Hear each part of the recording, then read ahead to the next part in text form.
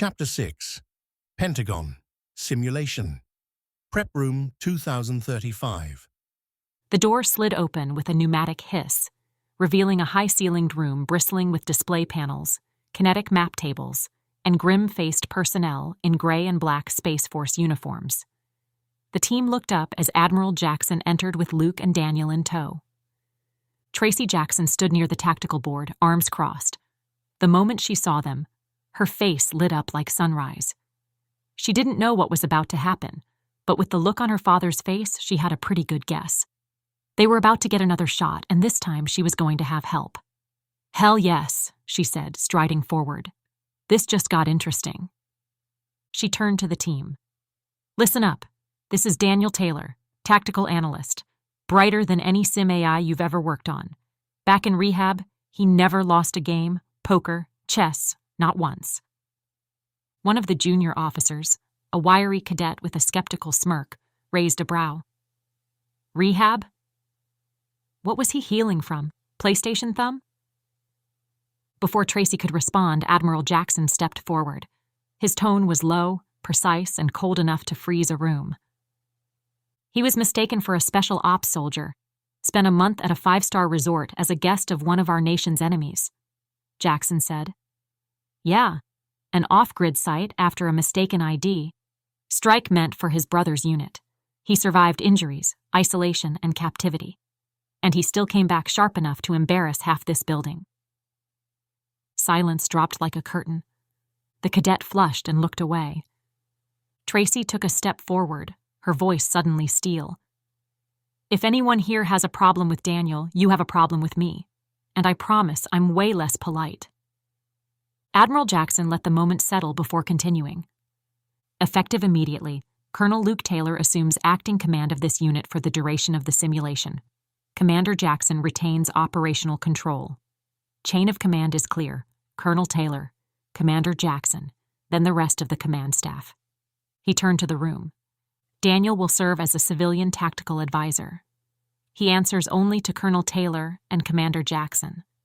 His authority is indirect, but his insights are to be treated as high-priority intelligence. Understood?" There were nods, a few stiffened backs, but no one challenged it. Jackson turned to Luke. 2 hours. I suggest you make them count."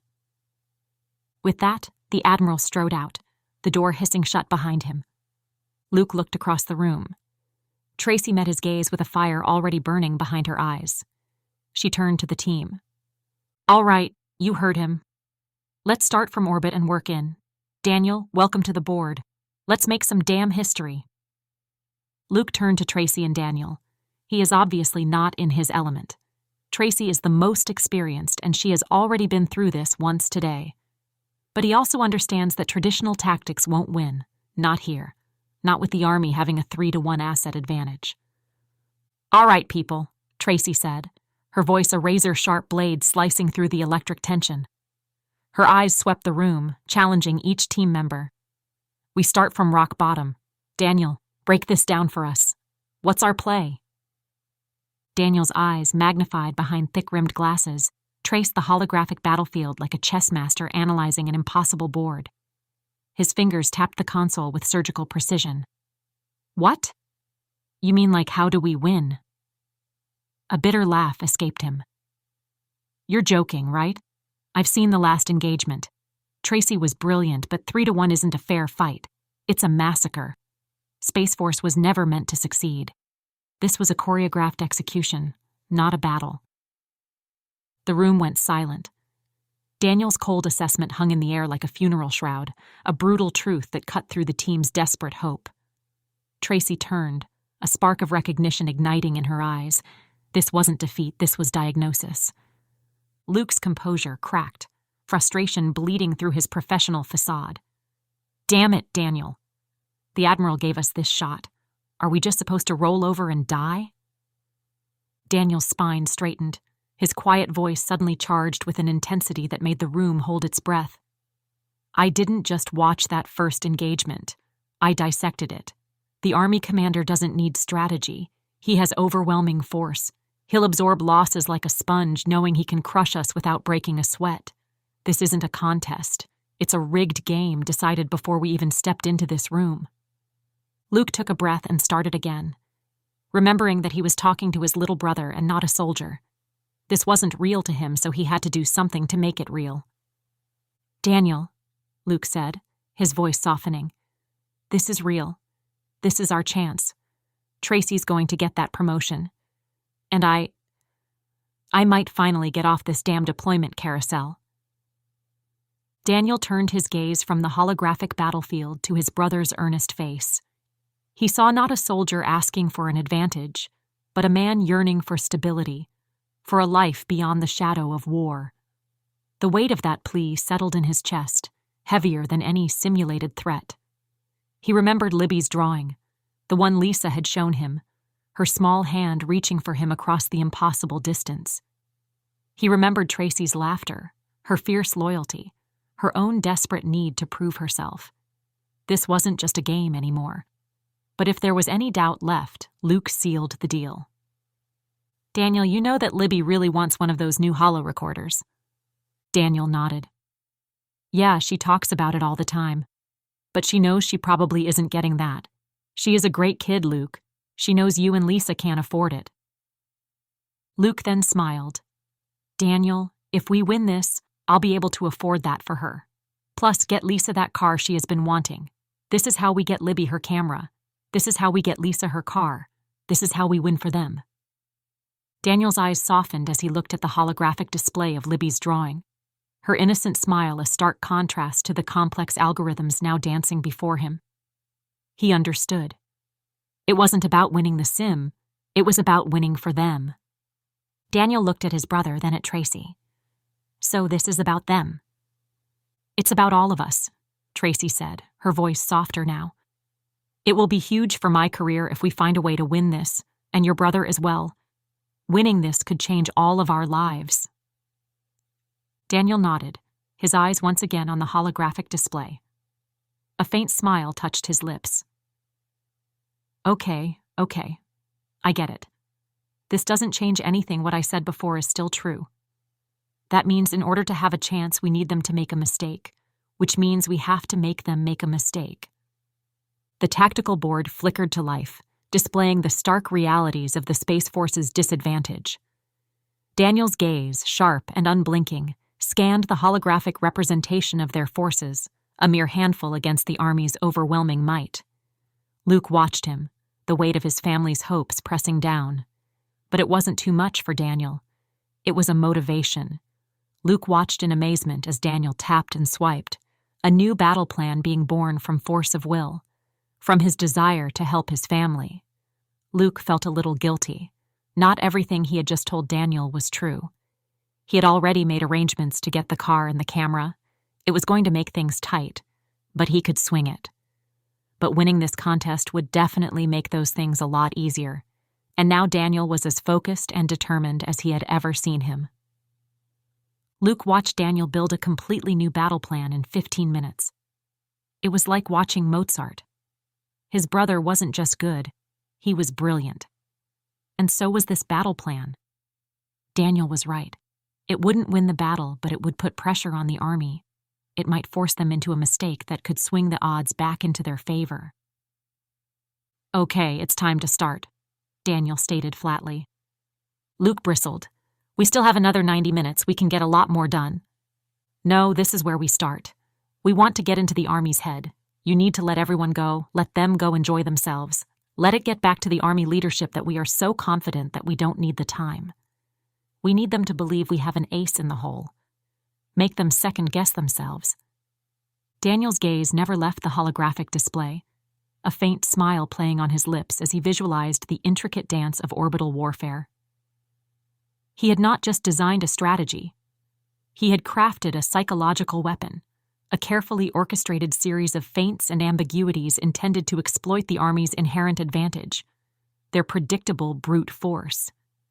He knew the Army command staff, in their arrogance, would interpret his team's early departure not as confidence, but as a sign of desperation, a fatal underestimation of their own overwhelming power. And in that miscalculation, Daniel saw their weakness, their inevitable mistake. "Okay," Luke said. a slow grin spreading across his face as Daniel's plan solidified in his mind. Let's give them something to think about.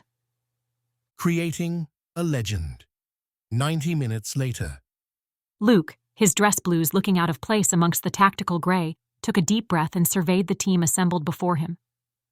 Daniel, already hunched over a console, his fingers flying across the holographic interface, was already lost in the data streams, his focus absolute. The battle began in silence. Space Force assets deployed from staggered orbital positions, their vectors designed to mimic the chaotic symmetry of Tracy's first run, but offset. A randomized drift pattern. Civilian telemetry bursts posed as command handshakes. The illusion was imperfect by design, chaotic enough to provoke uncertainty. Daniel stood behind the main console, arms folded, eyes flicking across dozens of telemetry windows, AI interpolations, predictive horizon maps. Luke issued the opening orders. It was going exactly to plan. Then everything collapsed. One by one, the feints were intercepted. Not just countered, anticipated. Decoy satellites were shadowed by hunter-killer drones the moment they ignited. A false kinetic surge in Sector C7 was neutralized by a flanking maneuver. Even the Ghost Fleet signature planted in low orbit was erased with precision rail shots on a blind vector. Tracy swore under her breath. Daniel's brow furrowed. He leaned in, scanning a diagnostic strip flashing in the upper left of the command screen. Something was wrong. The Army team wasn't this good. They wouldn't take these kind of risk. Only they weren't risk at all. Every move they made was perfect. Too perfect. Daniel had a theory. Now it was time to test it.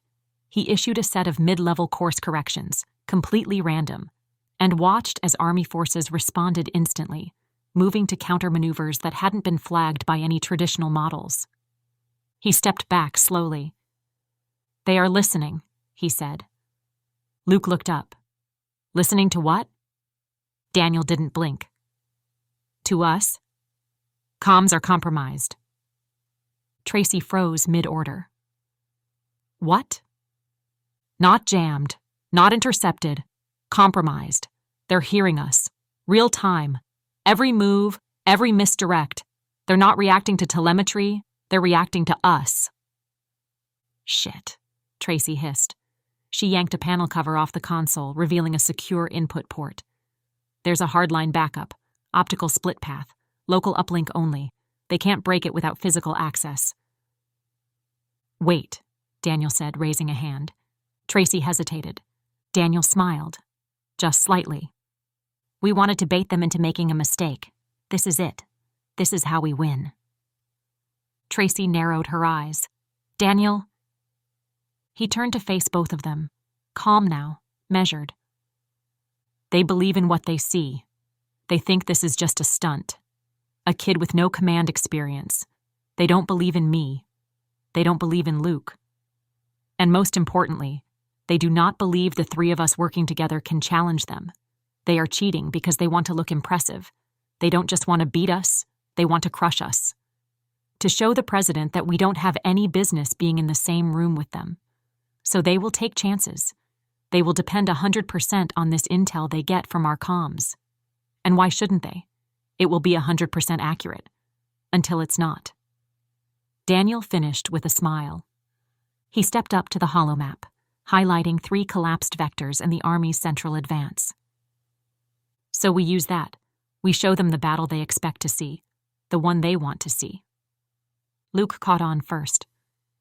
"You want me to keep using the compromised comms?" Daniel nodded, loudly, confidently. "Give orders like you're in control, but wrong. Orders that look like desperation, like you're trying to recover. Tracy, you use the secure line, quietly. Talk to our squad leaders directly. You'll give the real orders." Tracy leaned in. "You want to fake a mutiny." "A controlled collapse of command integrity," Daniel corrected. "Not a real insurrection, just the illusion of one. We let them believe that there are factions inside Space Force that want to cowboy the battle, that are in it for their own promotions, that Luke's leadership is breaking, that I'm a wild card asset seeding chaos." Luke stared. "And they'll waltz in to mop up."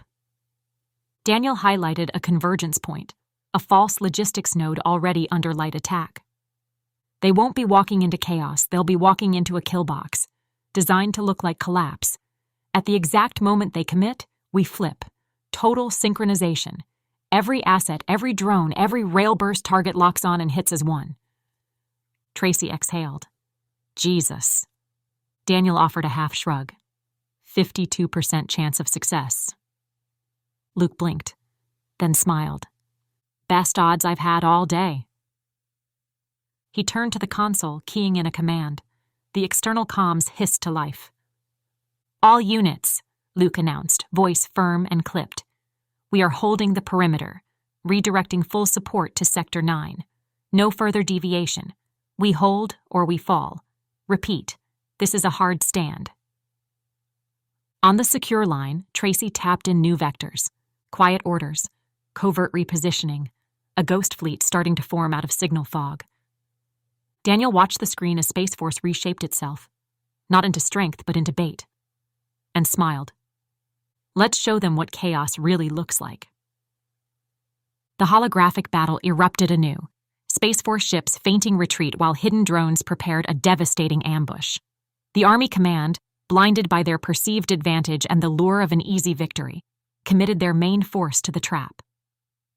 Daniel's plan was unfolding with chilling precision, each feint and countermaneuver executed flawlessly. The Space Force, acting under Tracy's covert commands, began to converge on the Army's flank, their movements masked by the very chaos Daniel had orchestrated. The room, now bathed in the cool blue light of the tactical displays, buzzed with a new energy. The earlier skepticism had evaporated, replaced by a palpable tension, a collective breath held in anticipation of the inevitable clash. Daniel's quiet intensity, Luke's purposely unsteady commands delivered, and Tracy's covert coordination created a symphony of controlled chaos. The Army, sensing victory, pressed their advantage, oblivious to the web being spun around them. Daniel watched the unfolding strategy, a ghost of a smile playing on his lips as the trap was meticulously set. Contact Delta 7, disengage and reroute to Theta, Luke barked into the open channel. The feed made it sound like panic. Units spinning away from formation, loops tightening around nothing. Tracy, quiet and calm, relayed to her team on the secure line. Hold Delta. Theta's a ghost. Reposition Bravo elements to flank at 3-second intervals. Do not deviate. Daniel stood between them, his eyes everywhere. They're reacting exactly as expected, he said, scanning the Army's formation. They think we're fractured. They just committed their second assault wave to the left corridor. They're coming to clean us up. Luke narrowed his eyes at the screen. Looks like confidence. It's arrogance, Daniel replied. They think they've won. They're moving as if we're already broken, which means they think our center's exposed. Tracy leaned forward, her fingers dancing across the secure panel. Vector sync shows 7 seconds until they're in range. Our ghost fleet will look scattered until then. Luke turned slightly, watching Daniel as he made a few more adjustments to the predictive maps. They're on schedule, Daniel murmured, his gaze fixed on the unfolding digital conflict. The trap is set. Tracy turned, staring at him for a beat. She didn't speak. She didn't have to. The warning chime hit. Army forces began their close-quarters push into the simulated central corridor. From their viewpoint, the Space Force fleet looked like it was eating itself. Half-commanded units twitching across old formations, no clean lines, no mutual support. Then Daniel's voice rang out. Execute sync pulse. Tracy hit the command. The scattered Space Force fleet snapped into a perfect arc. All at once, rail burst packets lit up across 3 sectors. The bait vessels, those playing crippled or drifting, flared to life with overlapping firing solutions. Drone clouds emerged from signal shadows, slashing across the enemy flanks like liquid razors. ECM suites blanketed Army telemetry, feeding back ghost echoes and false orders. The Army's forward push walked into a withering, synchronized crossfire. Their second wave hesitated. Luke exhaled. Sweet holy hell. Killbox is holding, Tracy said.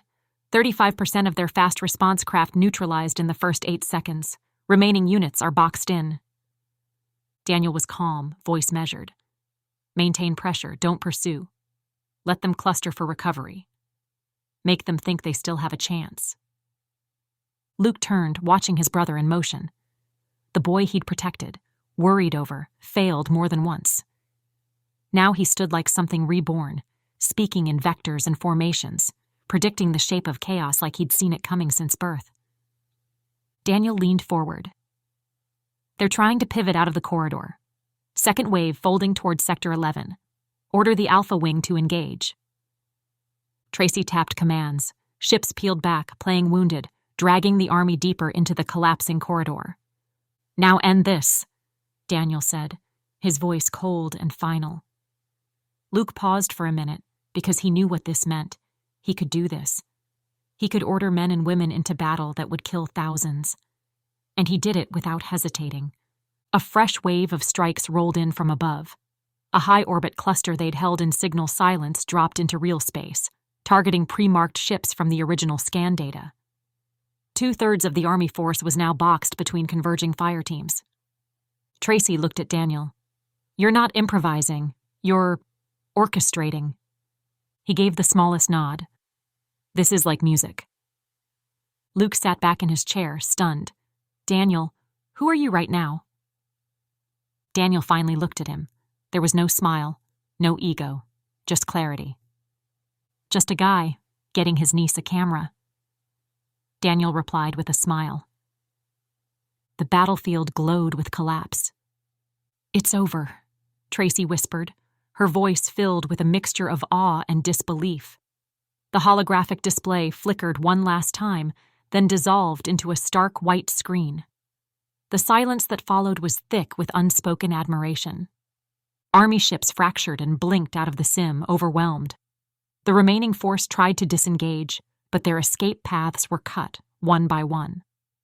Tracy began issuing stand-down commands.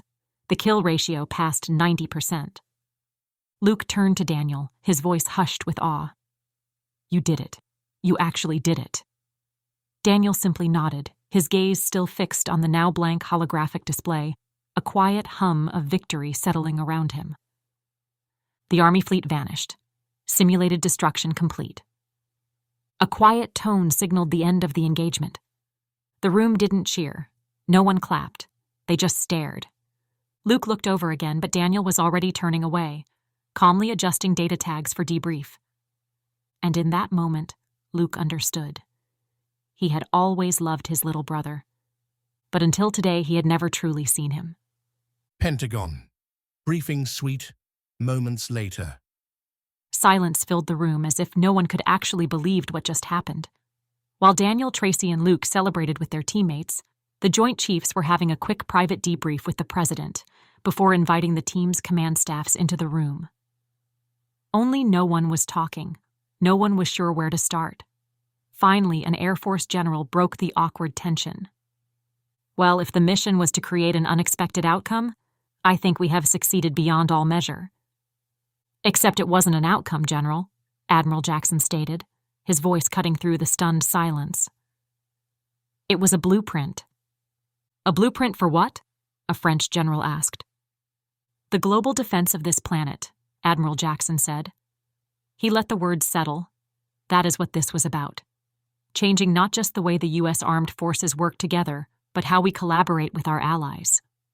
Finally, President Hart responded. Well, I will agree with General Glades. This was an unexpected outcome, but not a bad one. If we learn from this, then we will all be better off for it. Admiral Jackson, please go and collect your command staff and offer them my congratulations. Active duty members only, if you please. Admiral Jackson acknowledged her orders. Though the smile on his lips faded a bit, he understood her orders, to exclude Daniel from this meeting. Still, this is a victory for Space Force, and he was determined to make it a victory for Daniel as well, even if it took longer than today to make that happen. Admiral Jackson found his command crew. He entered the room like a man 10 years younger, pride glowing from his every motion. He grabbed Tracy into a one-armed hug, then turned to Luke and Daniel with a wide grin. "I have never in my life seen anything like that," he said. Then to Daniel, "That might be the greatest battlefield adjustment since Midway." Daniel blinked. Thank you, sir." Tracy grinned and elbowed Jackson with her good arm. "Dad, were you this proud the day I was born?"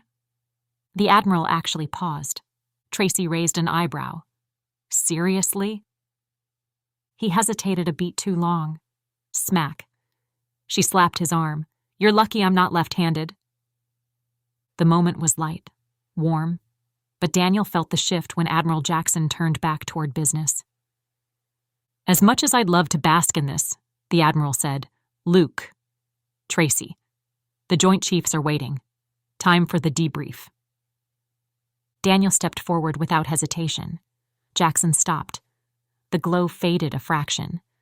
"Daniel, I'm sorry. No civilians allowed in closed debriefs. Only active military personnel. It's a rule I'm trying to change. And after today, I think I have a much better chance. But today we play by the book." Daniel's posture didn't change, but Tracy saw it. Something inside him bent. Maybe not visibly, but she felt the give. He nodded once. "Understood." Jackson gave his shoulder a firm squeeze, then turned away. Tracy lingered. Her eyes held Daniel's. She gave him a nod. Not pity, not apology. Just belief. And then she followed them out the door. Daniel stood alone in the room that had just witnessed his greatest triumph. And for a moment, it didn't feel like a victory at all.